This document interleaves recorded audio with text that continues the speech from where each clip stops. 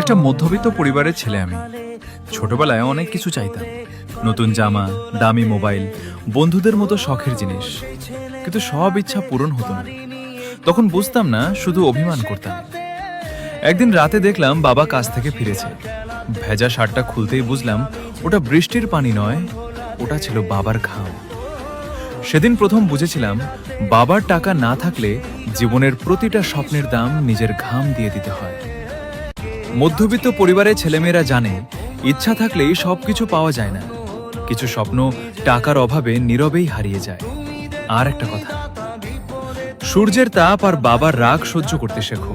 কারণ সূর্য ডুবে গেলে পৃথিবী অন্ধকার হয়ে যায়, আর বাবা চলে গেলে পুরো জীবনটাই অন্ধকার হয়ে যায়। আজ যদি কেউ আমাকে জিজ্ঞেস করে, তোমার বাবাকে নিয়ে এত তো গর্ব কেন, আমি বুক ফুলিয়ে বলবো, আমার বাবা পা থেকে মাথা পর্যন্ত একজন সৎ মানুষ, যার প্রতিটা উপার্জন হালাল, আর আমাকে বড় করার জন্য যার অজস্র ঘাম ঝরেছে।